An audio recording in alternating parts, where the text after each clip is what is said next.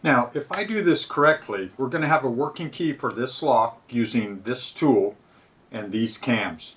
But there's some challenges we need to overcome first. Tension. Oh, there we go there. Let's see if I make the right call. Hello and welcome back to Lock Lab 101. What we have today is a CISA 50mm and a lock decode kit. What we're going to do is we're going to create a working key with this tool using one of these two cams, but there's some things we need to overcome first, such as this keyway. With CISA, there are two different keyways. What we have here is for CISA, there's two different keyways. There's a standard keyway and a reverse profile keyway. What we have is a reverse profile keyway, just like this one here. And right now, my decoder has the standard profile keyway in it. So we need to swap the blade out to the reverse profile. Additionally, in the CISA lock, there is a 6-cut version and a 9-cut version. The older locks are a 6-cut version, and then somewhere along the way they increased it to a 9-cut version. I believe this is probably a 9-cut version. And here are the differences from the 6 to the 9-cut version. And as you can see here, from the 6 key cut version to the 9 key cut version, the cuts are a little bit different. They all start off at 7.65 millimeters for a 1 cut, and then it starts to change. A 2 is a 7 millimeter on the 6 and a 7.21 on the 9. They're not interchangeable. So two different keyways we need to figure out, and also two different key cut depths that we need to figure out. So first thing we need to do is we're going to have to change this blade with this blade here. We're going to have to swap that out to get the right keyway in there. Additionally, we have the 9-cut key depth cam here, and then we have the 6 key depth cut. And I'm going to explain how these work. Okay, so first thing we need to do is swap this out.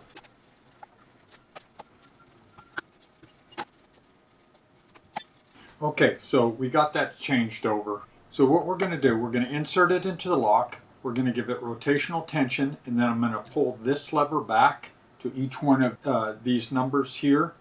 And each one of those numbers is a interrogation of a pin. And what that does is I pull this lever back, it raises that tooth up just the slightest bit. And if the pin is binding, then it'll give resistance at that number where the pin is binding. And if it's not binding, it'll slip right by it. I'll explain this in detail after we get this open. Okay, so let's do the first interrogation. Put it into the lock, give it rotational tension, pull this out. This is the retainer for all the teeth. And what we want to look at is right here, 5, 4, 3, 2, 1. And right now we're on pin 5, nothing. Pin 4, definite resistance.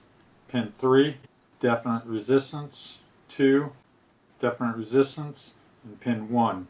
Okay, so there's resistance on 4, 3, 2, and 1. Put the retaining bar back on there, pull it out, and right now all of these teeth are a 1 tooth. We're going to swap out 4, 3, 2, and 1 with the number 2 tooth. How do we do that? Put it in the cam. You see that they're all on a 1 tooth. What we're going to do, we're going to advance 4, 3, 2, 1. And now we have a key that is 1, 2, 2, 2, 2. Put it back in the lock, give it tension. See what we got. So we have resistance on 5, 4, 3, 2, and 1. Okay, put the retaining bar back on. We need to advance all of them 1 tooth. Okay, this is where we're at now. We're at a 5, 7, 4, 5, 4. Okay, done. Nothing on 5. On 4, you can do this both ways. On 4, there's a little bit of binding. 3, nothing. 2, nothing. 1, nothing. Just on 4. Okay. So just advance 4. Okay. So what we got here is a situation that's kind of, so this is something very interesting. We have a 4 here and we're at an 8 here. I don't know if we may end up advancing this one. But the step between a 4 and an 8 is a very dramatic step down in key depths. This will be interesting to see if this is what it is. Right now, that key's not looking good. There's such a difference in it. Okay. Tension. Oh, there we go there. Huh. Let me put this back in. All right. Okay. Well, there it is there. All right, that's in. That's what our key looked like. And that's not a very good looking key because of the exchange from number 3 to number 4 is 4 depths. Typically when you're making keys, or you're like making a master keys for like if there's an office building with a lot of doors, or a hotel or whatever, and you're doing master keys, you typically don't want to skip so many depths. Let me kind of explain what goes on here. So in each one of these discs there are 9 key pins. Okay, there are 9 of those. They're laid out so that when you put the decoder in and you remove the locking bar and you move it from one number to another number, you leave in the key pin that was in there and you load up another one. So this is a pretty good system.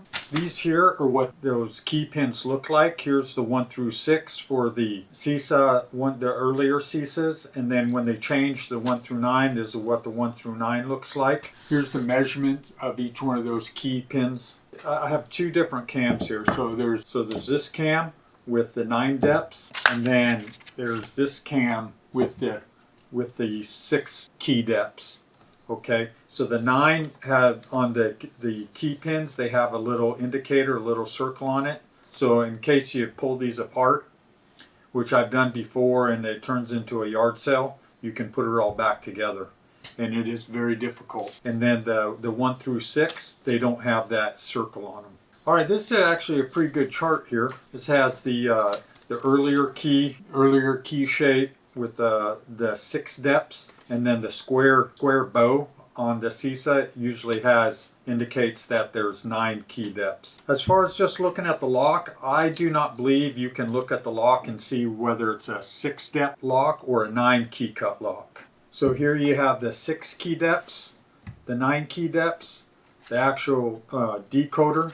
You have a cheater bar that helps you move these around so that you're not fat fingering it and moving 2 at a time. You have the standard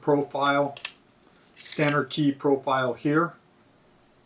We started out with this one, and then we changed it to the reverse key profile. And then you have some extra parts here, extra nuts and bolts, and a couple extra key pins. And then here you have spare locking bars that keep the pins in. So that locking bar there is this locking bar right here. I'm going to pull this out and look right here, and you'll be able to see it, and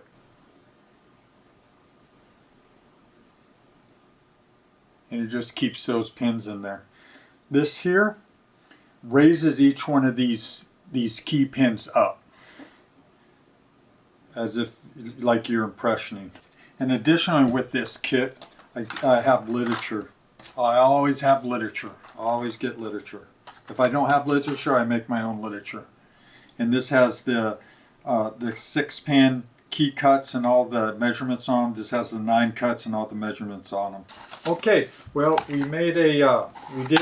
we successfully opened this lock using this pin and cam system. To tell you the truth, it wasn't that difficult at all.